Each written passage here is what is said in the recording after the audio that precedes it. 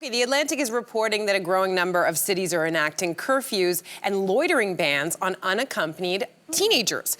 But experts are warning that growing up requires learning independence, and restrictions like these actually get in the way of healthy development. So what do we think of loitering bans on teens? Is this an overreaction? What do we think? Yeah, I think it's an overreaction. I really, really do. First of all, they don't leave the house anymore. So I'm just curious, where are... truly, they don't call Gen Z and Gen Alpha, our kids are Gen Alpha, they don't call them the indoors generation for nothing. They're inside. So I'm like, what is this? To me, I think it's a reflection that something I've talked about on the show before, which is the demise of the third place. First place being home, second place being work, and in their case, school. What was the third place? Community centers, extracurricular activities, the library, all of these places. I don't think that kids are getting off their devices long enough to actually go and see friends IRL anymore. So a ban feels very heavy-handed to me. This is precisely what they need. I just don't know that it's even necessary.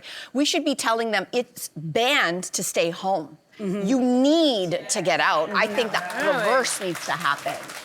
It bothers me a lot. And it bothers me because that's how kids learn social skills and how to interact in the world, is by being out, being at restaurants, being at cafes. A kid shouldn't have to have a parent with them to order a chicken sandwich. Like, there's some fast food joints now that require, at least in this article, a parent to be with them if they want to buy a chicken sandwich. What? And what bothers me is that, on the one hand, it seems like stores, restaurants who put up these signs want to create this adult-only society.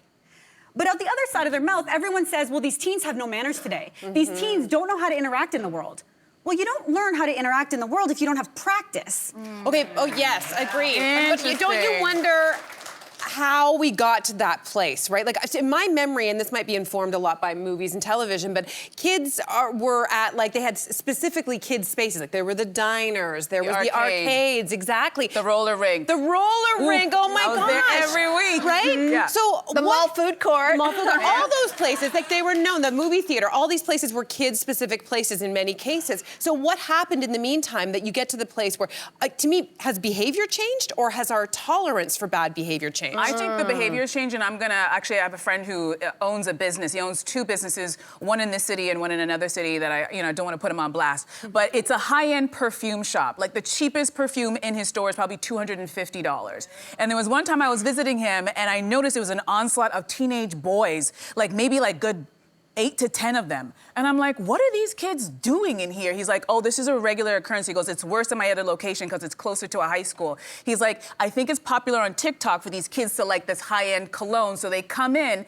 And I'm like, but it felt very overwhelming because most of them don't have the money to buy those things. So some of them might be stealing, and then there's a group of them. They're loud, they're very rude. And for the customers who were there, it was a little intimidating to even like get into the aisle because they're all there and they're acting as if they're in the schoolyard. And I asked him, I go, what do you do? He goes, what am I gonna do? He goes, half of them are very rude. He goes, and my fear is if I say something, because it's not my job to parent these kids and to teach them manners, is if I say something, they're gonna take a video and it turns into a thing. He's like, so I kind of have to just kind of be nice to them and just hopefully get them to get out of the store. So I know a store owner like him would love to see a ban to say, you can come in here, but you have to come in with your parent. You can't come in here 10 strong, yelling and arguing with me while you are trying on all these products and some of you are stealing. I can understand the social media thing.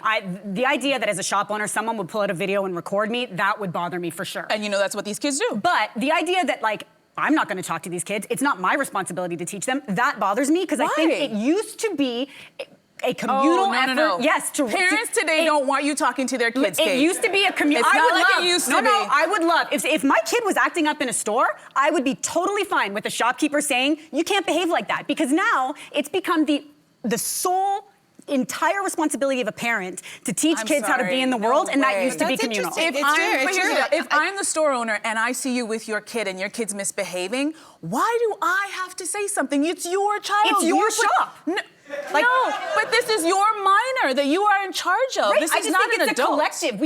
People love to say, I'm part of the village, I want to help you raise your kids, but you actually don't. I'm just curious here because I don't know if this is a gendered thing, but there's a big name cosmetics store. It's got black and white stripes. And they are saying to the young people, come in. And is it benefiting them? Well, they are selling. And so again, is it a gender thing? I don't know. But in some cases it works, and clearly in some cases it doesn't. Yeah. I don't know what the answer is. Just get outside. Maybe go for a walk. Let's say touch some grass. Go for a walk.